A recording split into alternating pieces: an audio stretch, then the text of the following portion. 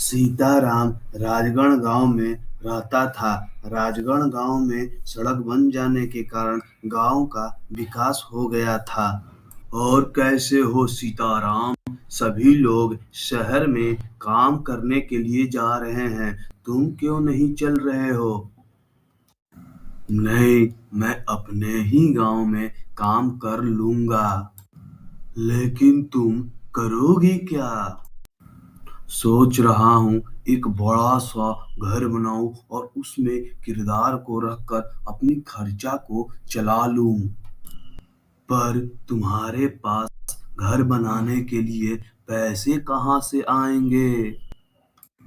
मैं घास का घर बनाऊंगा।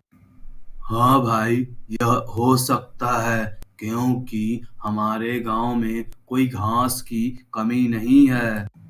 देखना भाई, हमारा घर एकदम महल जैसा होगा।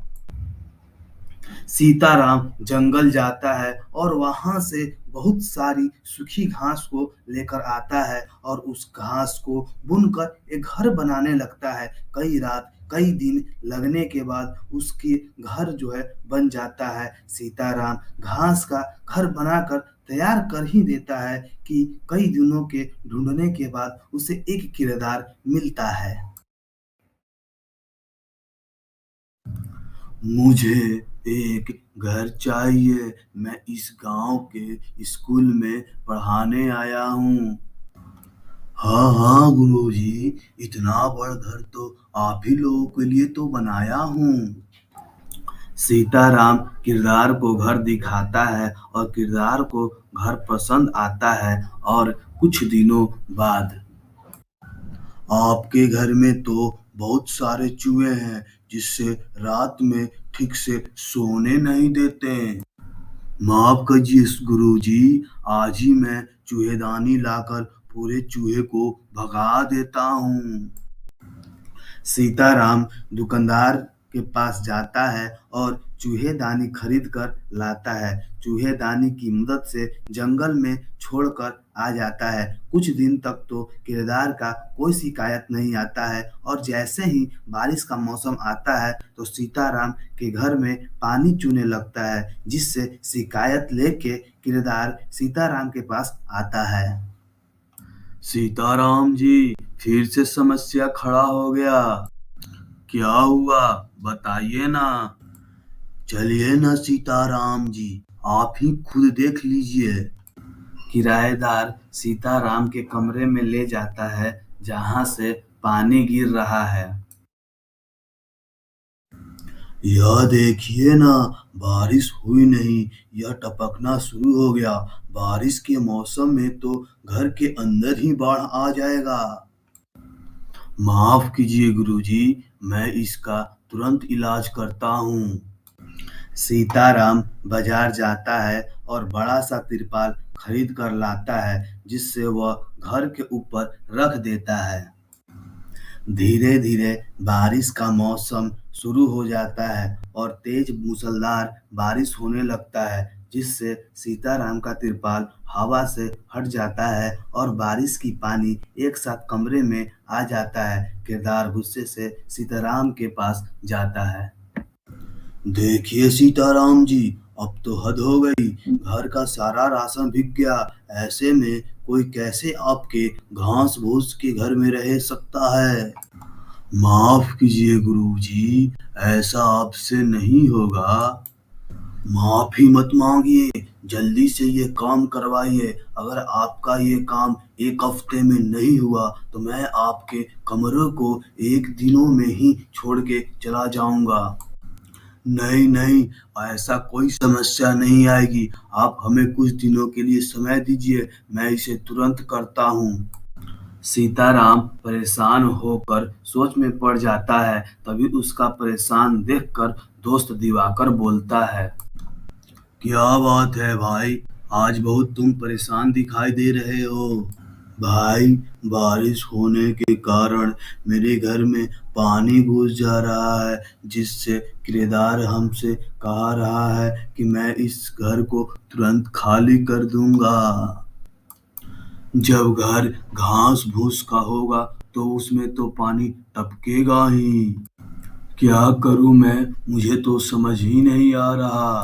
प्लास्टिक का तिरपाल लगा कर देखो। वह सब लगा कर देख लिया, उसका कोई फायदा नहीं हुआ।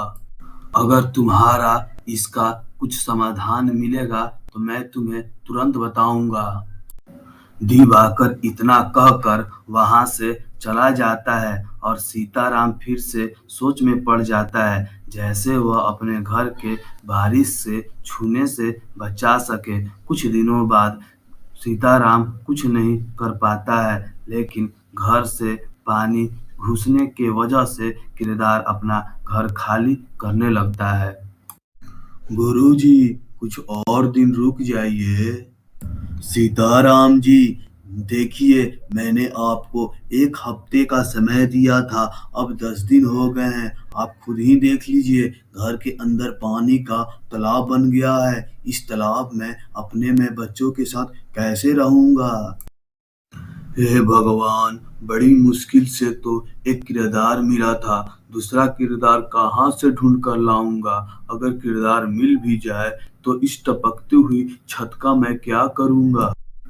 सीताराम बहुत दुख और निराश हो जाता है। तभी उसके पास दिवाकर उसका दोस्त आता है। तुम्हारा समस्या का समाधान मिल गया। क्या है, जल्दी बताओ। ये धरो, यह लैपटॉप। इसमें लैपटॉप को लेकर क्या करूंगा?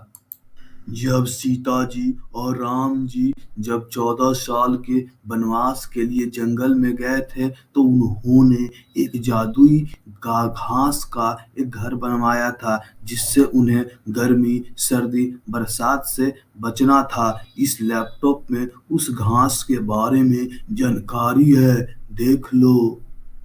सीताराम लैपटॉप खोलकर उस जादुई घास के पौधों को देखता है और वह बहुत ही खुश हो जाता है। तभी वह जंगल में चला जाता है और जादुई घास को ढूंढने लगता है। तभी सीताराम के पीछे एक शेर पड़ जाता है। सीताराम खुद को शेर से बचाने के लिए तेजी से दौड़ता है और जाकर बहुत बड़ी एक गड्ढे में गिर जाता है। जब सीताराम गड्ढे से थोड़ा आगे चलता है तो उसे एक कुछ चमकता हुआ कुछ दिखाई देता है। सीताराम समझ जाता है कि वह वही घास है। प्रणाम वानर जी। तुम्हें क्या चाहिए सीताराम? मुझे जादुई घास चाहिए। तुम्हें 3 प्रश्न देने होंगे। अगर तुमने 3 प्रश्न का उत्तर दे दिया तो तुम्हें यह जादुई घास मिल जाएगा। हे वानर रूपी हनुमान जी, मुझसे सवाल पूछिए। राम जी का सबसे बड़ा दुश्मन कौन था? लंकापति रावण। हनुमान जी, राम जी कितने दिन के लिए वनवास गए थे? राम जी 14 वर्ष के लिए गए थे। अब यह आखिरी सवाल, राम जी को महापुरुष क्यों कहते हैं?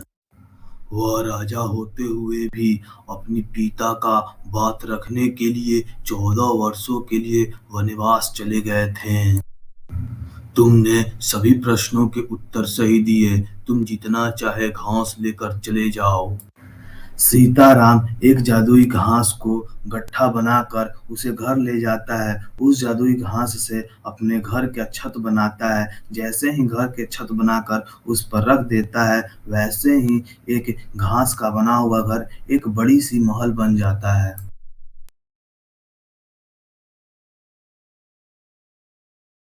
अरे वाह सीताराम, ये तो चमत्कार हो गया।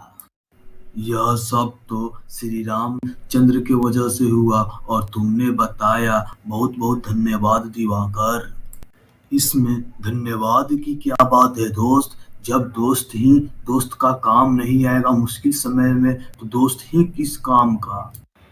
सीताराम दिवाकर को अपनी जादुई महल दिखाने के लिए ले जाता है। जब यह बात किरदार को पता चलता है तो सीताराम का झोपड़ी जादुई महल बन गया है, तो वह सारा सामान लेकर सीताराम के पास वापस आ जाता है।